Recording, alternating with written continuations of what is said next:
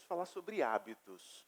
Todos nós temos hábitos. Quando nós acordamos pela manhã, nós temos alguns hábitos, né? Até alguns têm o hábito de levantar da cama e ajoelhar-se e agradecer a Deus pela noite que teve. Outros têm o hábito de levantar de manhã correndo desesperado porque ele utilizou daquele minutinho a mais no seu despertador e sempre está atrasado. Enfim, há diversos hábitos que nós temos no nosso dia a dia. Mas o que eu quero fazer é apresentar alguns recursos que já estão revelados aqui no nosso manual de vida, que poderão causar um impacto significativo nas nossas vidas se nós de fato estivermos abertos, estivermos prontos para ouvir isso que o Senhor quer nos dizer e colocar em prática em nossa vida. Por que será que pequenos hábitos são tão importantes na nossa caminhada de vida? Porque pessoas bem-sucedidas fazem consistentemente aquilo que outras pessoas fazem ocasionalmente. Eu vou repetir essa frase durante a nossa palestra. Pessoas bem-sucedidas fazem consistentemente aquilo que outras pessoas fazem ocasionalmente. Tudo isso, de certa maneira, resume as pequenas coisas que levam em direção a objetivos, a grandes coisas ao longo da nossa caminhada de fé. E é por isso que o nosso tema é efeito dominó. Então nós vamos olhar para as Escrituras e vamos nos deparar com alguns personagens. E próximo domingo nós vamos falar sobre um deles. Eu não vou dar spoiler do próximo domingo, mas eu quero encorajar você a não perder, pois certamente é um exemplo de como nós devemos iniciar esse processo de bons hábitos na nossa vida. Mas hoje eu quero dar um pano de fundo para a nossa série, ok? Então nós vamos olhar quem foi bem-sucedido nas Escrituras. Certamente, se você olhar para Jesus, você vai dizer assim, Ale, Jesus ele foi bem-sucedido em agradar e honrar ao Pai. Sem dúvida alguma. Dificilmente nós diríamos o contrário em relação a isso.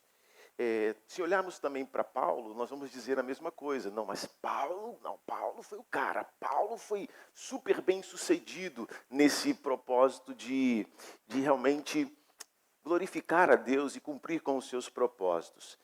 Se olharmos para ambas as suas vidas, tanto de Jesus quanto de Paulo, dois personagens muito conhecidos das Escrituras, eu tenho certeza que jamais nós diríamos que eles simplesmente não...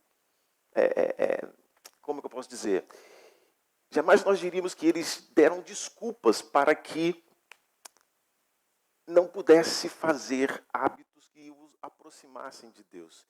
A gente não encontra Jesus dizendo o seguinte: poxa, eu não tenho tempo suficiente para estar na minha intimidade com Deus. Eu estou, sendo tomado de tantas demandas em meio ao meu relacionamento com a multidão, com os discípulos. Eu não aguento mais esse tal de Pedro que só me dá dor de cabeça. A gente não vê Jesus agindo dessa forma. Pelo contrário, nunca, jamais ele disse isso.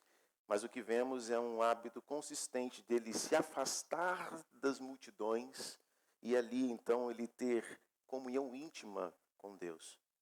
Quando nós olhamos para Paulo, nós também vemos que Paulo ele tinha o hábito de ir ao pátio do templo e ali ele compartilhava com outras pessoas dessa fé, dessa descoberta, dessa transformação que a vida dele teve ao ter um encontro com Jesus. Então, hábitos importam. Pessoas bem-sucedidas fazem consistentemente o que outras pessoas fazem ocasionalmente. A gente precisa entender bem isso. E eu gosto muito do que um escritor, Sean Covey, ele diz: nossos hábitos vão nos fazer ou vão nos quebrar.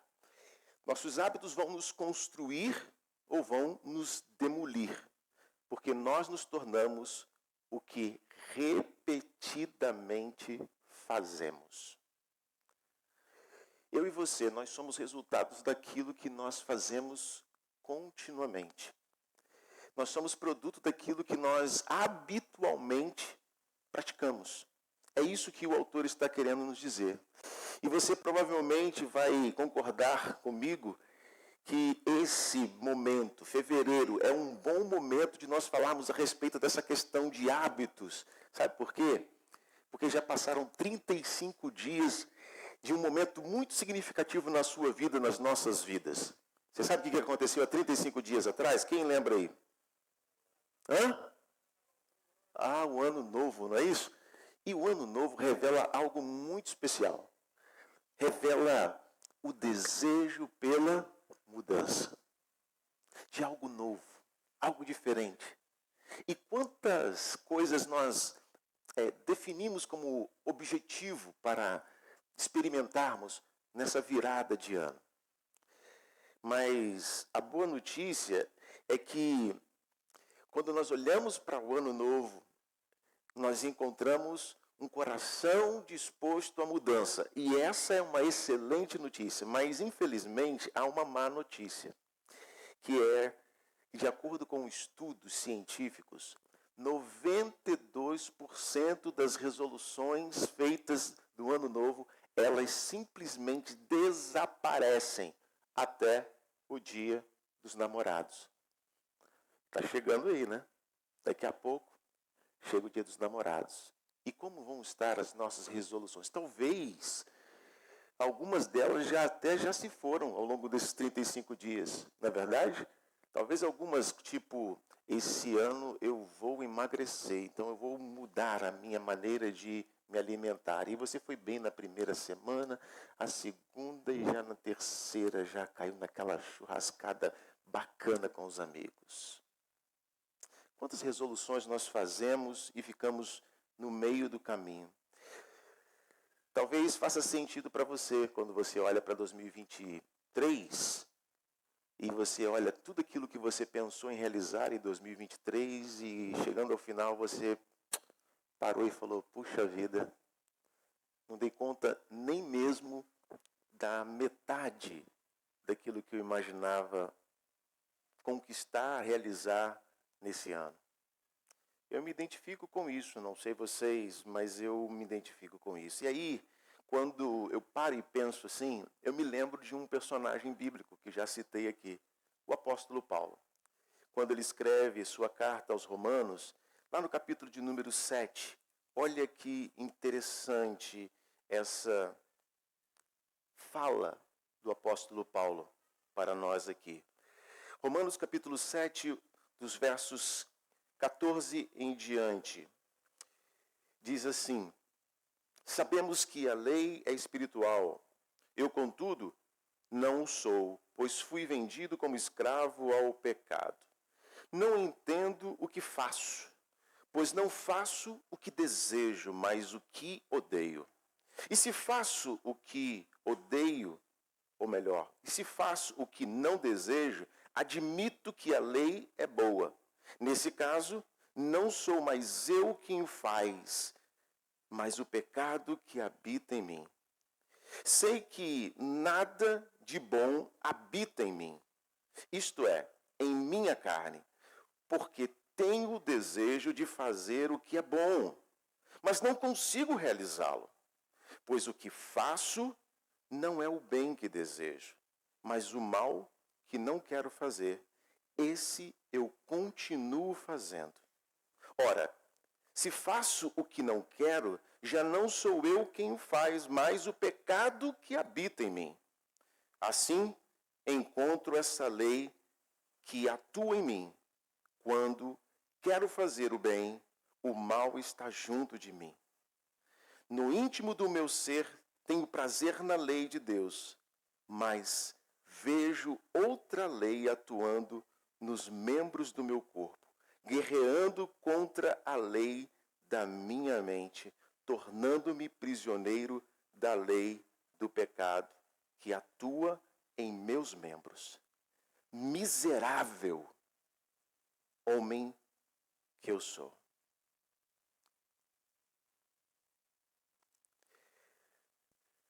Talvez se nós fôssemos reler esse texto, nós poderíamos reler da seguinte maneira: eu não entendo realmente a mim mesmo, porque quero parar de comer besteiras, quero parar de procrastinar, quero parar de gastar demais no McDonald's, sei lá o que for, quero fazer o que é certo, mas não faço. Em vez disso, eu faço o que odeio. Eu quero fazer o que é certo, ele diz, mas não consigo. Quero fazer o que é bom, mas eu não faço. Não quero fazer o que é errado, mas é justamente isso que eu faço. E então, ele faz o que muitos de nós, eu e você, fazemos. Ele faz uma conexão entre o fracasso, a sua identidade.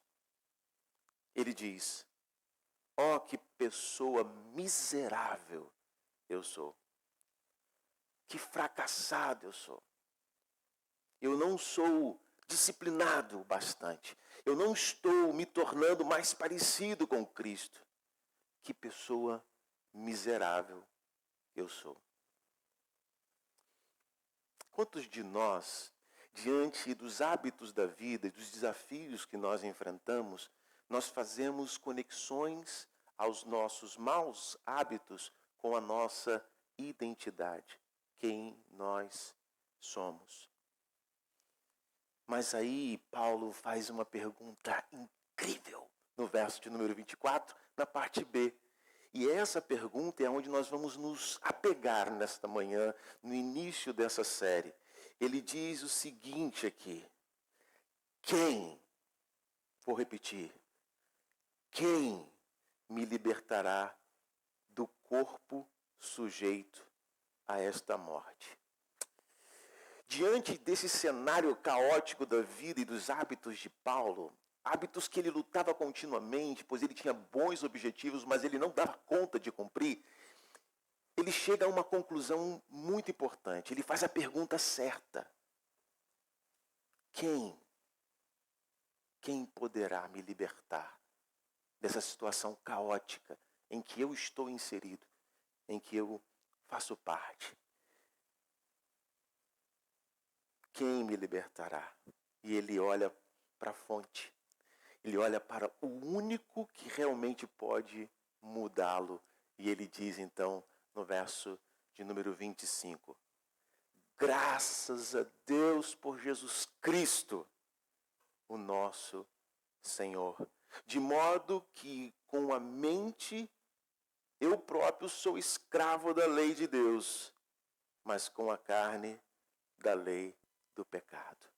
Ele diz: graças a Deus por Jesus Cristo. A resposta, gente, está em Jesus Cristo. Não importa quais sejam os seus hábitos, não importa o quanto você já tenha talvez associado os seus hábitos conectado à sua personalidade, ou melhor, à sua identidade. Não importa. A resposta para cada um de nós é Cristo Jesus. A resposta é Jesus Cristo, nosso Senhor. Sabe por quê? Porque Ele é o único que pode mudar, que pode nos libertar desse ciclo, desse loop de hábitos viciados, de hábitos que nos derrubam e que nos impedem de alcançar os objetivos que Deus tem para nossas vidas. Cristo é a nossa fonte, Cristo é a nossa força, Cristo é a nossa cura, Cristo é a nossa esperança. Quem nos libertará? Quem nos tirará dessa condição? Cristo é aquele que faz todas as coisas novas.